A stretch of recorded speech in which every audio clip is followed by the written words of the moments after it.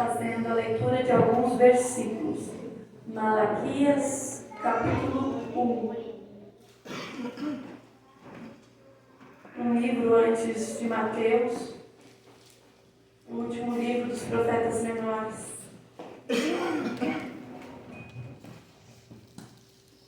Aleluia.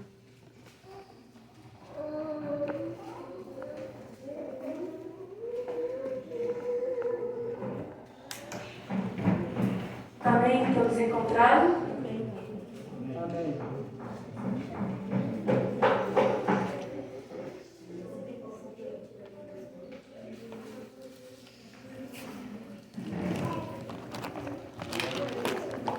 Malaquias, capítulo 1 e verso 2, que diz assim: Eu sempre os amei, diz o Senhor, mas vocês perguntam, de que maneira nos amaste?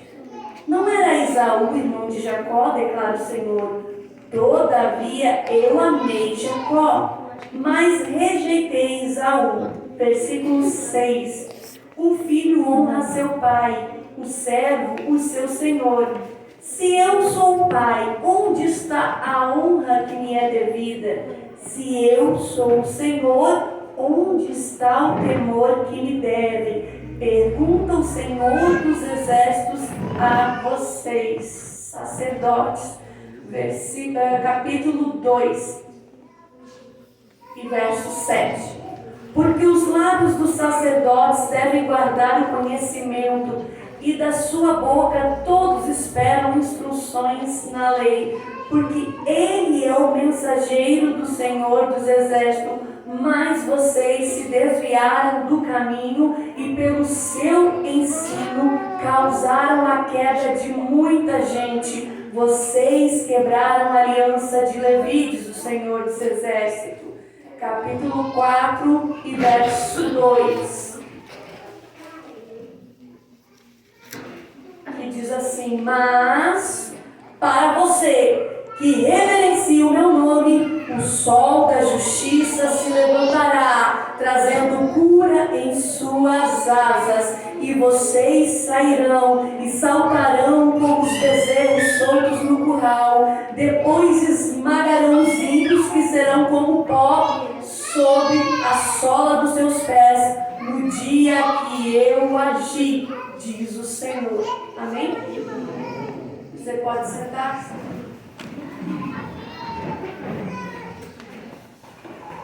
Veio a palavra do Senhor a um profeta que podemos considerar que está no período pós-exílio. Exílio foi quando o povo de Judá ele foi levado cativo para a Babilônia. Depois os persas dominaram o mundo e então eles já não estavam mais sob domínio babilônico, mas sim sob o domínio dos persas. E quando eles estão no domínio dos persas, tem um imperador que liberta os escravos. Ele dominou a Babilônia, mas ele quer liberar os escravos. E nessa entra então a liberação para o povo de Judá. Porém, Deus manda um mensageiro, Deus manda um profeta. Aqui não é identificado o nome desse profeta. E quando nós lemos o livro de Malaquias, nós percebemos que é tão forte o que ele fala para aquele povo, que se identificasse talvez eles o matariam.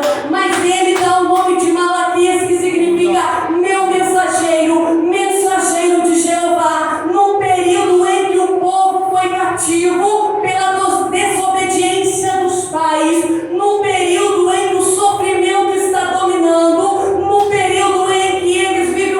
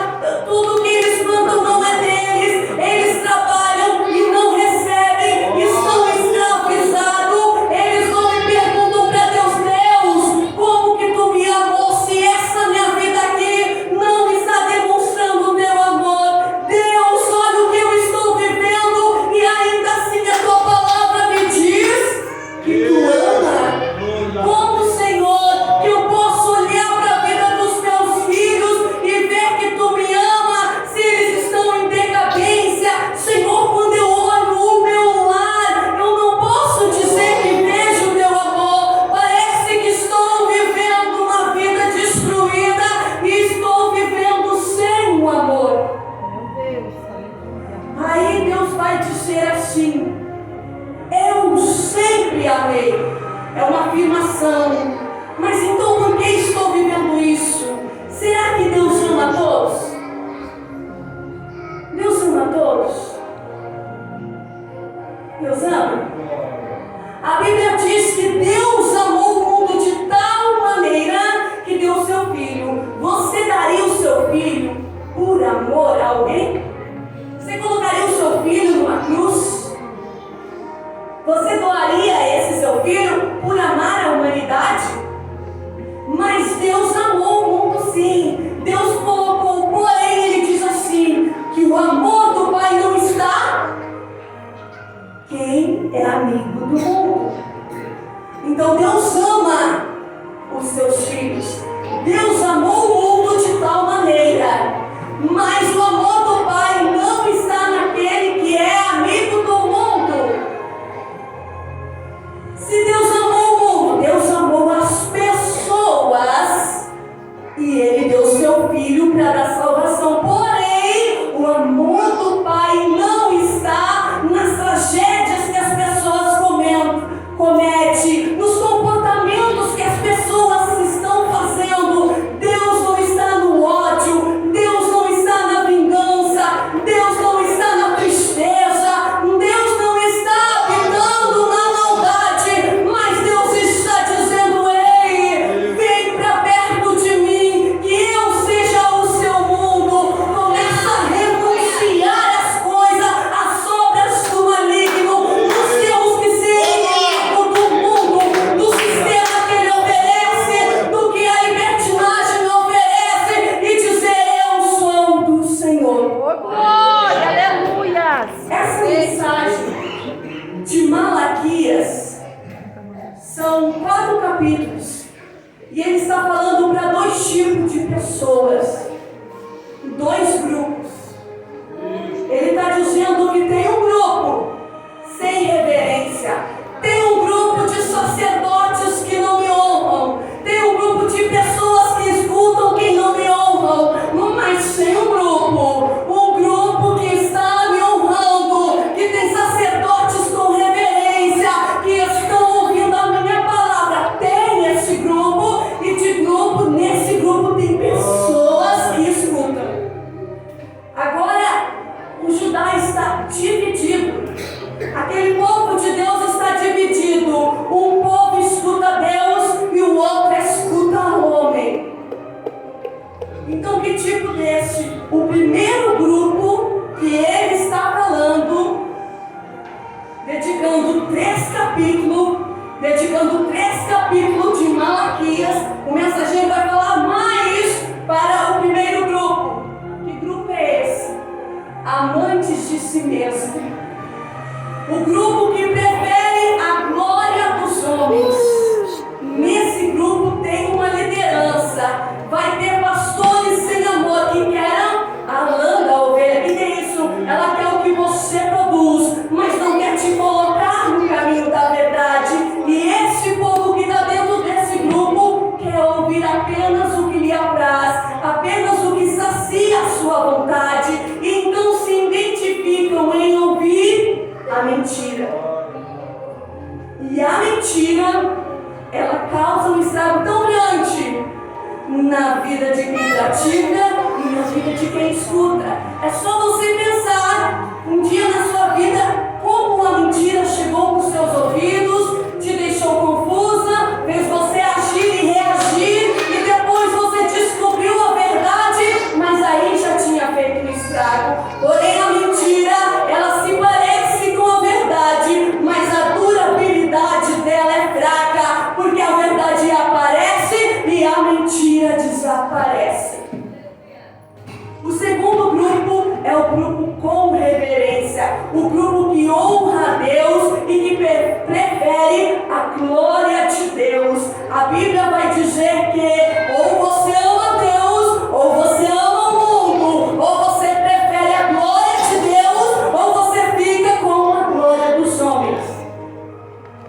Até aí você já sabe que eu preciso então ouvir a voz de um homem de Deus. Para mim estar com as bênçãos de Deus, eu preciso ter um pastor que é o nome de Deus. Eu preciso ouvir o mensageiro de Deus. Então, para mim tomar as decisões certas, eu preciso de um conselheiro enviado por Deus. E isso você sabe, todos sabem. Mas a pergunta é: por que você erra então? Porque hoje você sofreu consequências terríveis e tomou decisão errada. Se você sabe que tem que ouvir a verdade, se você sabe que tem que ouvir um homem ou uma mulher de Deus, que você tem que ter uma liderança, então por que hoje tem consequência? O que a gente não sabe é como identificar. Por quê? Vou dar um exemplo do tênis. Um tênis de uma marca que custa R$500 é igual do falsificado. Quando a gente olha, qual é a diferença? Como que eu sei? Pela sola. Porque os do Chile. Porque os falsificados, pode olhar, as solas são tudo igual. A sola é igual, parece que era tudo, só botaram em cima o tênis. Então eu sou assim, sempre eu uso um tênis falsificado, eu vou lá e compro uma marca barata. Você já está pensando, mas é original da marca. Do que comprar uma coisa falsificada, que além de não me dar conforto e estrutura, vai prejudicar a minha coluna. Mas parece, porque quando eu estou em pé ninguém está vendo, né? Quando eu caminhar, me ajoelhar, vai ver. Então é assim o povo. Parece verdadeiro, é mais barato, eu não preciso pagar tanto. E como somos reconhecidos? Então a Bíblia está dizendo aqui que o original é de Deus. Pode até imitar, mas você vai ver que não tem conforto, você vai ver que vai te prejudicar. E aí ele disse que um líder errado é o quê? A queda de muita gente. Quem é que você está ouvindo? E quando você caiu, quando você errou, quem foi que te aconselhou? A queda de muita gente foi o quê? Ele disse aqui, o profeta está dizendo que a queda de muita gente foi quando os sacerdotes se corromperam e levaram um grupo a acreditar. E quando a gente não escuta o que a palavra diz, não lê, meu povo perece por não examinar as minhas escrituras. Então, como é que eu identifico? Tênis eu já identifiquei, é bem fácil. A roupa, na lavagem, no uso. E as pessoas? Como é que eu sei? Se pula, sapateia e rodopia aqui. Se fala bem, pega bem, canta bem, é usado por Deus. Como que eu não vou seguir uma pessoa assim? Primeiro, que a gente tem que saber que dom não é nível espiritual. Uma pessoa que sapateia, relampeia e pega fogo, a gente não pode medir o nível espiritual, porque Deus usou uma jumenta, e a jumenta não falava o idioma hebraico, e Deus usou. Por que Deus não usaria uma pessoa que tem consciência e fala? Porque é tão fácil, Deus nem precisa botar a palavra ali, ela já sabe. Então Deus vai usar quem Ele quer. A graça veio para todos, mas não é porque Deus usa que você vai se deixar levar. A Bíblia vai dizer em Mateus 7,15: cuidado com os falsos profetas.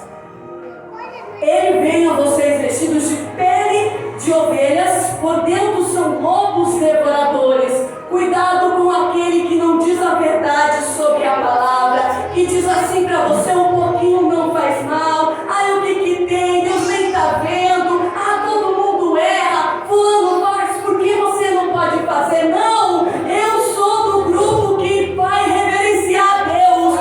O que falta de reverência tem que voltar dentro da casa de Deus. É como você se veste, é como você anda, é como você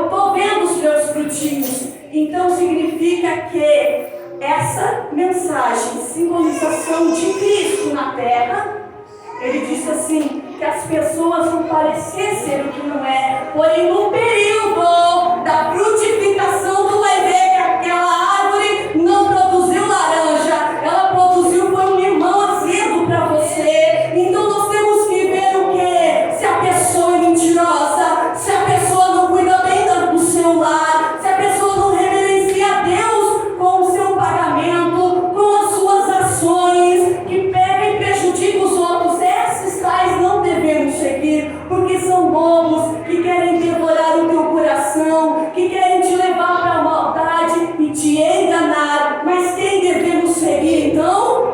Cristo. Devemos seguir quem imita Cristo, quem tem exemplo de Cristo, aquele que não quer a glória para si, vai imitar a Cristo, porque aquele que quer a glória dos homens vai ser como sacerdotes, querendo matar Cristo, querendo abafar as palavras de Cristo, porque Cristo dizia: tem que renunciar, tem que parar de fazer mal ao teu próximo, tem que amar, tem que ser diferente. E o que a gente faz?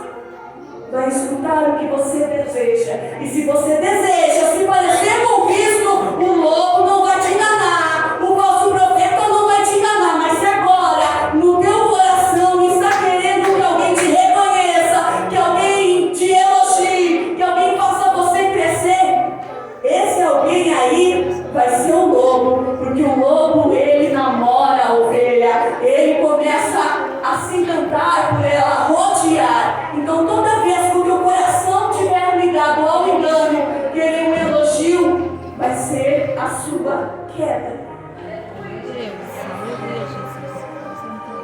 E a Bíblia diz que esse falso profeta, anticristo, que ele é contra as palavras de Cristo, que nos leva a ter outro conhecimento, ele vem querendo dar consolo. E hoje o que nós queremos é consolo, mas nós não estamos aqui para dar consolo.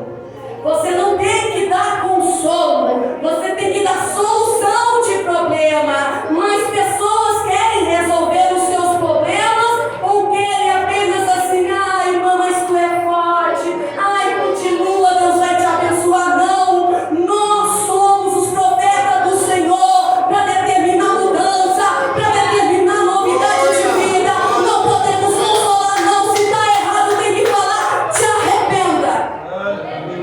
Glória.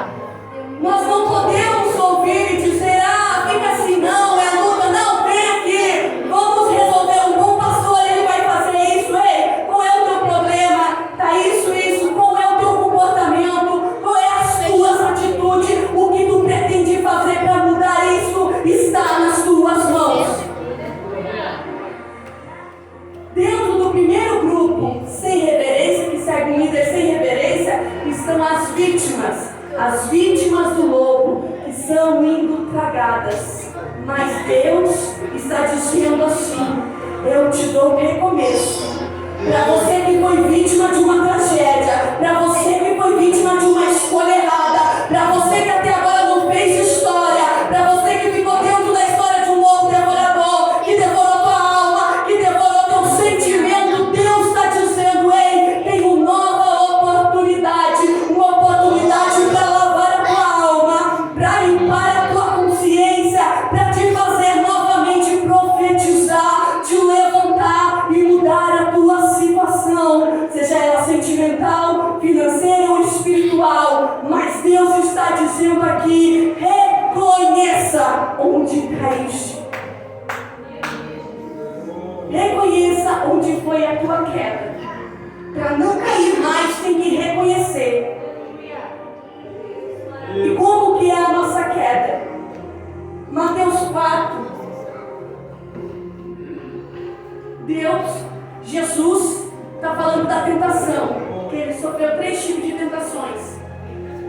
E Jesus nos ensinou assim, ó: não vos deixeis cair em tentação. Então, cair, tentação, ela é como um buraco. Deus não livra a gente que ora para não cair. Não nos deixei cair.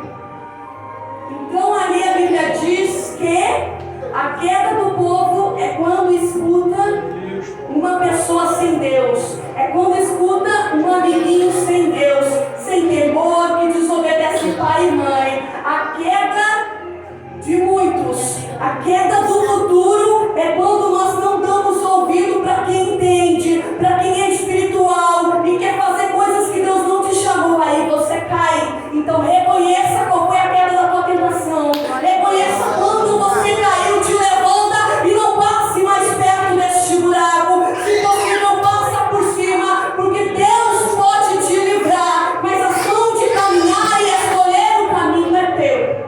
Glória, é verdade. E agora, para você que é reverente às coisas de Deus, o que eu ganho? Se eu dedicar a minha juventude ao Senhor, o que eu ganho?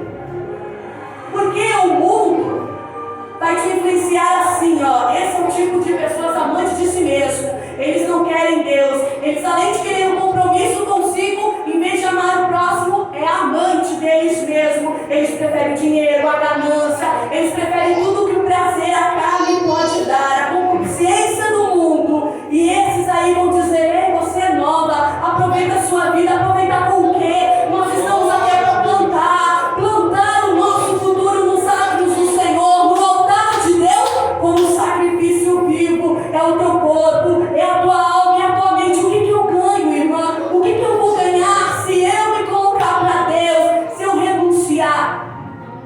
Porque você renunciar no cigarro é ganho teu. Você não vai ter um câncer. Você renunciar a não comer tanto é um ganho teu.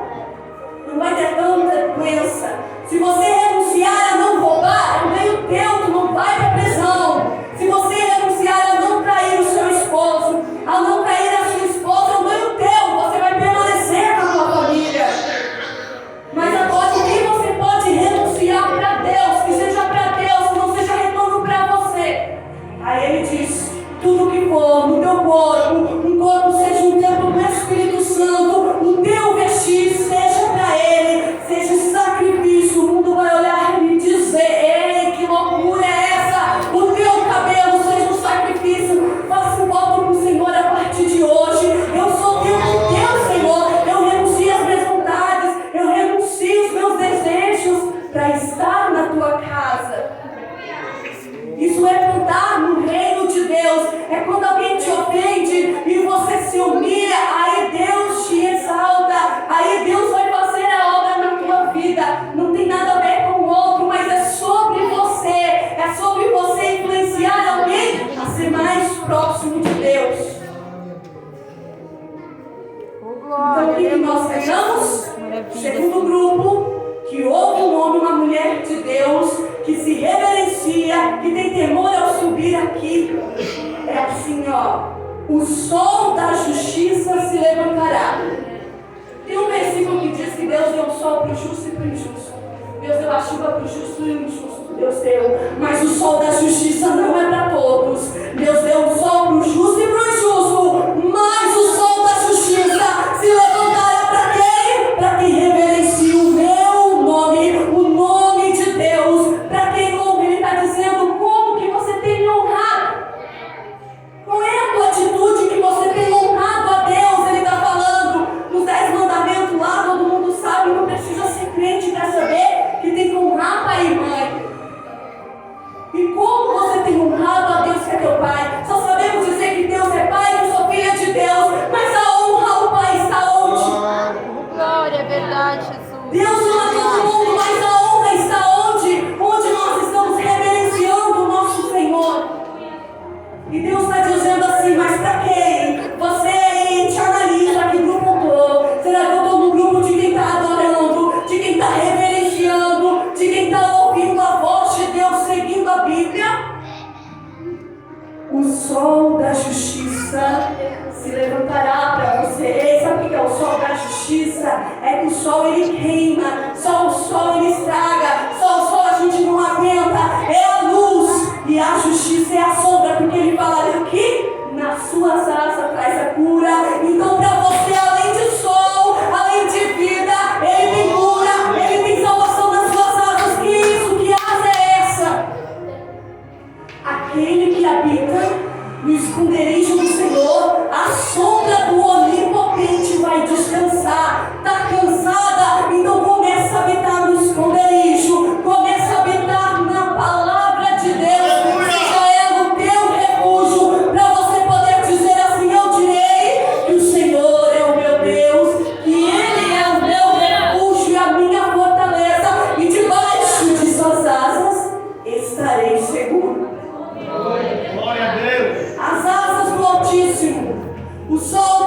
justiça não é para todos, é para quem reverencia, é para quem se sacrifica para poder dizer assim: estarei seguro. Você se sente segura? Você se sente seguro? Se você tem medo, está angustiada, se sente perdida, não sei o que eu estou fazendo aqui, você ainda não está debaixo das asas.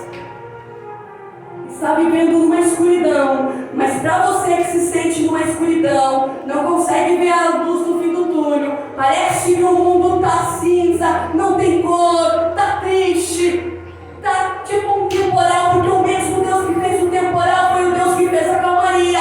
Esse é o Deus que controla o tempo. E se você hoje se render e dizer: Senhor, a partir de hoje eu serei sacrifício teu, eu começarei a identificar as pessoas pela tua palavra e estarei ouvindo a tua palavra. Eu quero, Senhor, mesmo que isso doa, mesmo que isso rasgue o meu coração, mas eu não quero encher o ego, eu quero sim é dar glória para ti. Aí para você não vai ter mais insegurança, vai ter um Deus que te segura debaixo das suas asas, porque é tão lindo. Nós lemos Salmos 91, mas para entender os Salmos, nós temos que ver aqui, temos que honrar a Deus, temos que amar a Deus. Aí você pode me dizer: irmã, eu não sou sacerdote, não sou líder da congregação, então não é para mim. Ele está falando que o sacerdote tem que ter conhecimento da palavra. Não é para mim. Isso aí é para o pastor.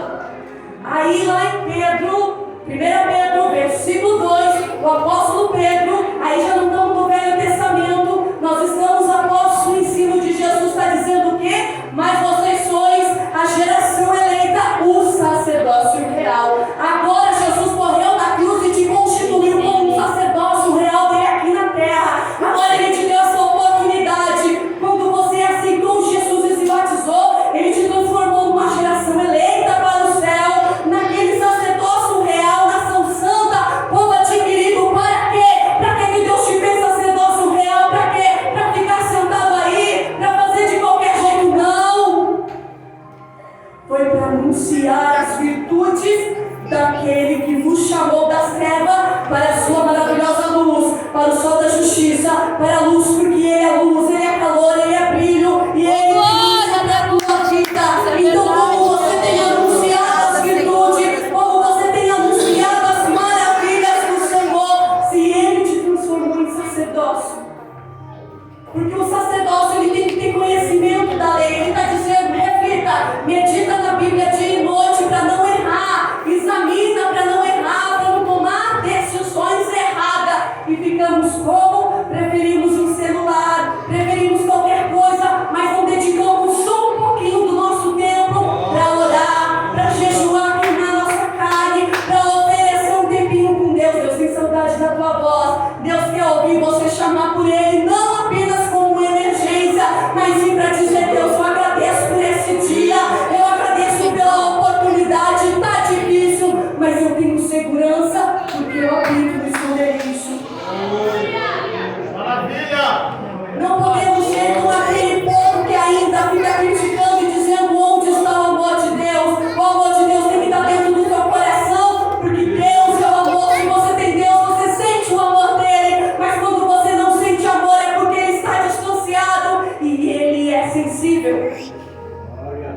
Então nós precisamos trazer Deus para dentro, trazer Deus para o nosso interior, como? Limpando a nossa alma, limpando a nossa mente, colocando só o que agrada a Deus. No que você pensa, no que você escuta, no que você vê, no que você fala, é se arrependendo. O que é se humilhar para Deus? Humilhação significa envergonhar. Se envergonha de atitudes que não agradam a Deus. Tenha vergonha do que você já fez, que Deus condena, porque quando eu me envergonho, eu não volto a fazer mais. Eu digo: Senhor, aquela versão antiga eu não quero mais ser, mas eu quero ser uma nova pessoa, para poder nascer o sol da justiça sobre a minha vida e tirar toda injustiça que fizeram com você, tudo que fizeram de mal para você, está nascendo o sol da justiça. porque o teu Deus não dorme, Ele está vendo. E tem mais, Ele disse assim, ó, que esmagarão os ímpios. E quem é ímpio? Pessoas sem piedade, somos feridos por quem não tem piedade, por quem não teme ao Senhor. E Ele diz que isso vai ser esmagado. Um dia você não vai mais, isso não vai mais fazer sentido, não vai doer mais, porque Deus vai te levar nas asas dele. Então tudo que vier doendo, tudo que vier embaixo, vai ser embaixo dos teus pés, porque Deus vai te levar nas alturas. Você estará sob as asas dele, você estará protegido. Mas não adianta querer tudo isso se não entrar no caminho. Se fosse impossível, todos seriam enganados. Se fosse possível, até os escolhidos. Quer dizer, vai ter muita gente sendo enganada, mas quem escolhe fazer a diferença, renunciar a si, negar a si, as suas vontades, para dizer: Deus, eu vou estar na tua casa te adorando, eu vou mudar o meu estilo de vida, eu vou mudar o meu jeito de falar. Aí sim Deus vai entrar, porque arrependimento é mudança. Ó, primeiro a gente sente e depois fala. É assim que desenvolveu um recurso para aprender a falar. Você era bebê, você sentiu e não te compreenderam. Aí o cérebro teve que agir, vou ter que aprender a falar para a mamãe que eu não estou me sentindo bem. Quando eu choro, ela me dá uma madeira, mas eu estou com dor. Aí o bebê aprende a falar porque se sentiu incompreendido. Mas quando Deus entra na tua vida, Ele vai dizer só um pouquinho. No meio do sentido e do falar, você tem que pensar. Você tem que raciocinar. Andar em equilíbrio não é só emoção, mas é saber: será que isso que eu estou sentindo vem da parte de Deus? Para eu falar ou eu controlar? Então, quando nos entregamos, como somos da parte do Senhor e queremos a glória de Deus, não é tudo que eu penso que eu falo. Eu vou negar as minhas vontades, eu vou tirar minha razão de lado, eu vou deixar Cristo brilhar, eu vou me humilhar para poder ter a glória de Deus. É só aí que o versículo aquele: se humilha para Deus exaltar. É só aqui. Quando você renuncia a si mesmo. Agora, quando você fez uma escolha errada, que nem o primeiro grupo, tu fez errado, foi mal educado, foi irreverente, sem temor, falou mal de alguém, aí tu te humilha para Deus diminuir a consequência. Aí não é mais para te exaltar. Então, quando a gente fala mal de uma pessoa, quando a gente participa de uma injustiça, quando toleramos uma mentira, quando defraudamos alguém, seja o que for que fizemos de mal para alguém, temos que se humilhar. Como este povo aqui, que Deus dizia: se humilha, se arrepende e depois pregue. Se humilha, se arrepende e depois faz a obra. Se humilha, se arrepende e depois aconselha. Se humilha, se arrepende e depois profetiza. E depois faz a minha obra. Deus está dizendo para esse tipo de pessoa que só quer fazer e não se humilhar. Se envergonha de atitudes que não são de Deus, que Deus não tolera. O que esses sacerdotes faziam? Faziam coisas estragadas para Deus. Estavam oferecendo sacrifícios. Na época eles sacrificavam um boi, eles ofereciam cego. Ofereciam roubados. Olha aqui, lá roubavam do vizinho para oferecer para Deus.